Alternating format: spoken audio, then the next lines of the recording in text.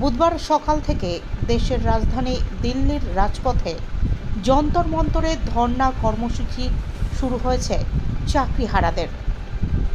যন্তর মন্তর থেকে চাকরিহারারা ঘোষণা করে আগামী 1 থেকে 7 মে ধর্মতলার ওয়াই চ্যানেলে তারা রিলে অনশন কর্মসূচি পালন করবেন।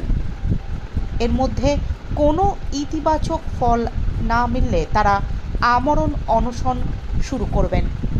সোমবার সকালে বঞ্চিত চাকরিপ্রার্থী, চাকরিজীবী ও চাকরিহারা ঐক্যমঞ্চের মোট 70 জন সদস্য কলকাতা থেকে দিল্লির উদ্দেশ্যে রওনা দেন। কিছুজন বাসে চেপে এবং বেশ কিছুজন ট্রেনে করে দিল্লি পৌঁছন। মঙ্গলবার সকাল থেকে দিল্লিতে যন্তর মন্তরে হিন্দি, ইংরেজি ও বাংলা ভাষায় প্ল্যাকার্ড লিখে বিক্ষোভে বসেন চাকরিহারা শিক্ষক শিক্ষিকারা। তারা স্লোগান দিতে থাকেন। একই সঙ্গে তারা রাষ্ট্রপতির সঙ্গে সাক্ষাতের সময়ও চেয়েছেন। রাষ্ট্রপতি দ্রৌপদী মুর্মুর হস্তক্ষেপ দাবি করেছেন তারা। যদিও রাষ্ট্রপতি ভবন এ নিয়ে এখনও পর্যন্ত কোনো বৈধ অনুমতি দেয়নি। আগামী 21শে এপ্রিল নবান্ন অভিযান করবেন বঞ্চিত চাকরিপ্রার্থী, চাকরিজীবী ও চাকরিহারা ঐক্য মঞ্চের প্রতিনিধিরা।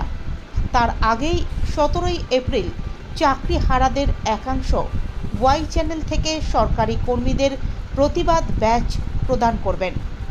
সেই প্রতিবাদ ব্যাচ পরে সরকারি কর্মীরা কর্মস্থলে কাজে যোগ দেবেন বলেই জানা গিয়েছে।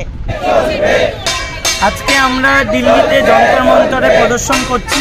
আমাদের অবস্থানের একটাই কারণ, আমরা গোটা দেশের মানুষের কাছে আমরা জানতে চাইছি যে আমাদের সাথে কি অন্যায়টা না হয়েছে।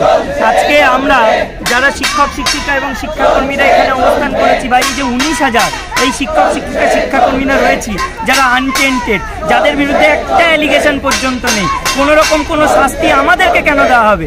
আজকে আমাদের হাইকোর্ট এবং সুপ্রিম কোর্ট গোটা প্যানেলটাকে ক্যান্সেল করেছে। সেখানে দাঁড়িয়ে আমরা দেখতে পাচ্ছি যারা কোনোরকম দুর্নীতির সাথে যুক্ত না তাদেরকেও শাস্তি দেওয়া হলো। আমরা চাইছি যেসব অথরিটি এবং যেসব নেতা মন্ত্রীরা আজকে টাকা খেয়ে চাকরি দিয়েছিল তাদের যেন উপযুক্ত শাস্তি হয়, তাদেরকে মৃত্যু দেওয়া হয়, এবং যারা টাকা নিয়ে চাকরি পেয়েছে, টাকা দিয়ে চাকরি পেয়েছে, তাদেরকেও যেন উপযুক্ত শাস্তি দেওয়া হয়। কিন্তু তাদের শাস্তির সঙ্গে আমাদেরকে কেন শাস্তি দেওয়া হবে? আমরা তো একই বাকেটে থাকতে চাই না। আজকে আমাদের বিরুদ্ধে একটা অভিযোগ নেই, কোনো কিছু প্রমাণিতও নয়। আজকে সিবিআই ইনভেস্টিগেশন করেছে, বাক কমিটি ইনভেস্টিগেশন করেছে, তারা রিপোর্ট দিয়েছে, কোনো একটা জায়গাতে আমাদের কোথাও নাম নেই। তাহলে কেন আমাদেরকে তাদের সঙ্গে সাজা দেওয়া হবে? কেন সমাজের চোখে আমাদেরকে ধূলিসাৎ করে দেওয়া হবে? আমাদের এত অপমান করা হবে? আমরা চাইছি ইমিডিয়েটলি রাজ্য সরকার, এসএসসি, পর্ষদ তারা উপযুক্ত প্রমাণ, উপযুক্ত তথ্য দিয়ে কোর্টের মাধ্যমে যে কোনো উপায় যেন আমাদের চাকরিটা ফিরিয়ে দেয়। এবং আমরা দিল্লিতে এসেছি, প্রধানমন্ত্রী, রাষ্ট্রপতি এবং যারা এমপিরা রয়েছেন তারা যেন হস্তক্ষেপ করেন। তাদের এটা দেখা উচিত আমরা তাদেরই দেশের মাটিতে বসবাস করছি।